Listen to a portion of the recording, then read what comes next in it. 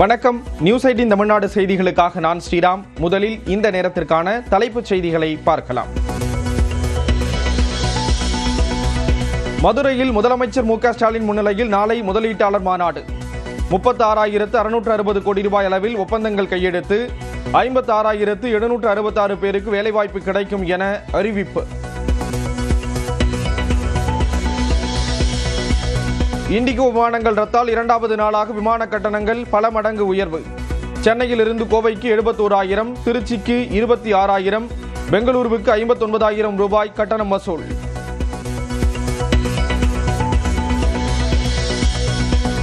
விமான நிறுவனங்கள் உள்நாட்டு பயணிகளிடம் 7,500 முதல் 18,000 ரூபாய் வரையே வசூலிக்க வேண்டும். மத்திய அரசு உச்சவரம்பு நிர்ணயம். விமான சேவை கோளாறால் பாதிப்புற்ற பயணிகளுக்கு டிசம்பர் 7ஆம் தேதி இரவுக்குள் கட்டணத்தை திருப்பி வழங்க வேண்டும். இண்டிகோ நிறுவனத்திற்கு மத்திய அரசு உத்தரவு.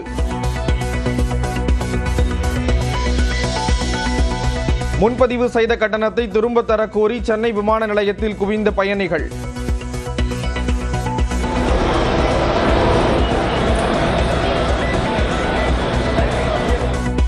இண்டிகோ விமானங்கள் ரத்தானதால் ஹைதராபாத் விமான நிலையத்தில் நீண்ட நேரம் காத்திருப்பு.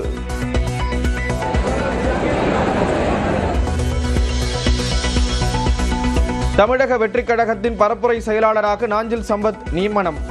நேற்று கட்சியில் சேர்ந்த நிலையில் கட்சி தலைமை அறிவிப்பு. புதுச்சேரியில் 9ஆம் தேதி நடைபெறும் தவேக மாநாட்டில் நாற்காலிக்கு அனுமதி இல்லை. 5,000 பேர் மட்டும் பங்கேற்க ஒப்புதல் தரப்பட்ட நிலையில் புதுச்சேரி அரசு முடிவு.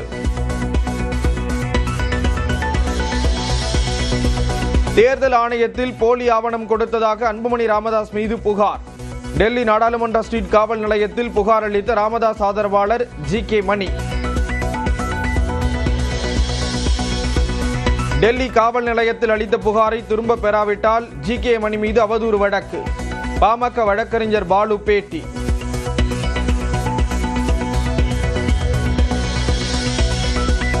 கோவை கல்லூரி மாணவி கூட்டு பாலியல் வன்கொடுமை வழக்கில் கைது செய்யப்பட்ட 3 பேர் மீது குண்டர் தடுப்பு சட்டம் பாய்ந்தது.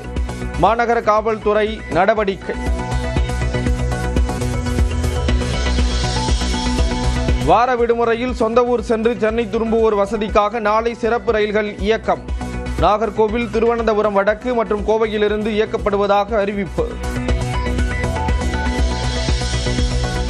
வெள்ளத்தால் பாதிக்கப்பட்டுள்ள இலங்கைக்கு நிவாரண உதவிகளை அனுப்பி வைத்தார் முதலமைச்சர் ஸ்டாலின். சர்க்கரை, பருப்பு, வேட்டி, புடவை உள்ளிட்ட 1,19,00,000 ரூபாய் மதிப்பிலான பொருட்கள் கப்பல் மூலம் முதல் கட்டமாக அனுப்பி வைப்பு.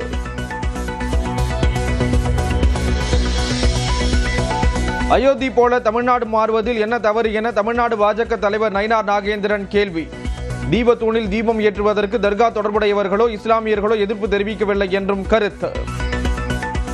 நீதிபதியுடைய தீர்ப்பு என்ன சொல்லியிருக்காரு அப்படின்னா, அந்த தர்கா கிட்ட போகாம தீபத்தூண் அப்படின்னு ஒரு தூண் இருக்கு, அந்த தூண்ல தான் தீபம் ஏற்றதற்கு அனுமதிச்சிருக்காங்க. அந்த தர்கா சம்பந்தப்பட்டவர்களோ எந்த இஸ்லாமியர்களோ ஒரு தீர்ப்பு அங்க எதிராக ஒருத்தர் கூட சொல்லல. எந்த அயோத்தி போல் தமிழ்நாடு மாற வேண்டும் என நயினார் நாகேந்திரனுக்கு திமுக எம்பி கனிமொழி கேள்வி. பாஜக தோல்வியடைந்த ஃபைசாபாத் தொகுதியில் உள்ள அயோத்தியை போலவா என்று எக்ஸ் தளத்தில் பதிவு. புதுச்சேரியில் ஆரம்ப சுகாதார நிலையத்தில் தடுப்பூசி போட்ட குழந்தை உயிரிழப்பு என புகார். நெட்டப்பாக்கம் ஆரம்ப சுகாதார நிலையத்தில் போதிய மருத்துவர்கள் இல்லை என்றும் குற்றச்சாட்டு. ஈரோட்டில் பண்ணையில் நுழைந்து தெருநாய்கள் கடித்து குதறியதில் 80க்கும் மேற்பட்ட கோழிகள் பலி. வருவாய் இழப்பு ஏற்பட்டதாக உரிமையாளர் வேதனை.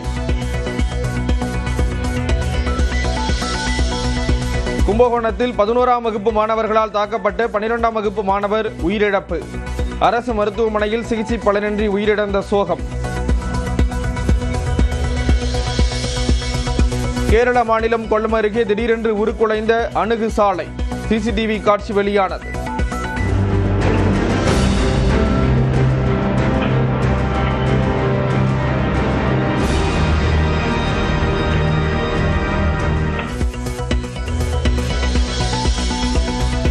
மதுரையில் முதலமைச்சர் மு.க.ஸ்டாலின் முன்னிலையில் நாளை முதலீட்டாளர் மாநாடு. 36,660 கோடி ரூபாய் அளவில் ஒப்பந்தங்கள் கையெழுத்து. 56,766 பேருக்கு வேலைவாய்ப்பு கிடைக்கும் என அறிவிப்பு. இண்டிகோ விமானங்கள் ரத்தால் 2வது நாளாக விமான கட்டணங்கள் பல மடங்கு உயர்வு. சென்னையில் இருந்து கோவைக்கு 71,000, திருச்சிக்கு 26,000, பெங்களூருவுக்கு 59,000 ரூபாய் கட்டணம் வசூல்.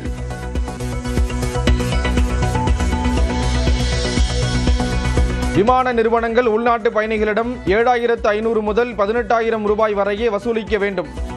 மத்திய அரசு உச்சவரம்பு நிர்ணயம். விமான சேவை கோளாறால் பாதிப்புற்ற பயணிகளுக்கு டிசம்பர் 7ஆம் தேதி இரவுக்குள் கட்டணத்தை திருப்பி வழங்க வேண்டும். இண்டிகோ நிறுவனத்திற்கு மத்திய அரசு உத்தரவு.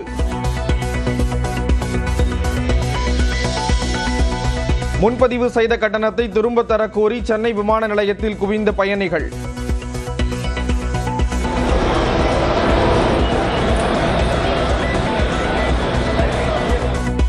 இண்டிகோ விமானங்கள் ரத்தானதால் ஹைதராபாத் விமான நிலையத்தில் நீண்ட நேரம் காத்திருப்பு.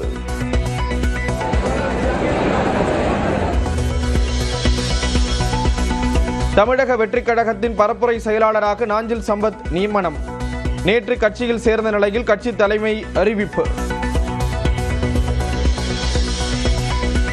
புதுச்சேரியில் 9ஆம் தேதி நடைபெறும் தவேக மாநாட்டில் நாற்காலிக்கு அனுமதி இல்லை. 5,000 பேர் மட்டும் பங்கேற்க ஒப்புதல் தரப்பட்ட நிலையில் புதுச்சேரி அரசு முடிவு. தேர்தல் ஆணையத்தில் போலி ஆவணம் கொடுத்ததாக அன்புமணி ராமதாஸ் மீது புகார். டெல்லி நாடாளுமன்ற ஸ்ட்ரீட் காவல் நிலையத்தில் புகார் அளித்த ராமதாஸ் ஆதரவாளர் ஜி.கே. மணி. டெல்லி காவல் நிலையத்தில் அளித்த புகாரை திரும்ப பெறாவிட்டால் ஜி.கே. மணி மீது அவதூறு வழக்கு. பாமக வழக்கறிஞர் பாலு பேட்டி.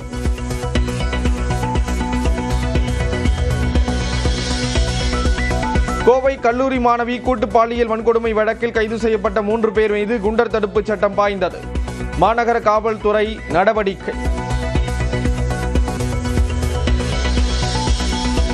வார விடுமுறையில் சொந்த ஊர் சென்று சென்னை திரும்புவோர் வசதிக்காக நாளை சிறப்பு ரயில்கள் இயக்கம்.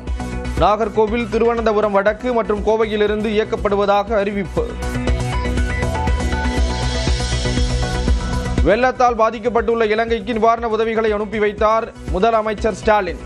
சர்க்கரை, பருப்பு, வேட்டி புடவை உள்ளிட்ட 1,19,00,000 ரூபாய் மதிப்பிலான பொருட்கள் கப்பல் மூலம் முதல் கட்டமாக அனுப்பி வைப்பு.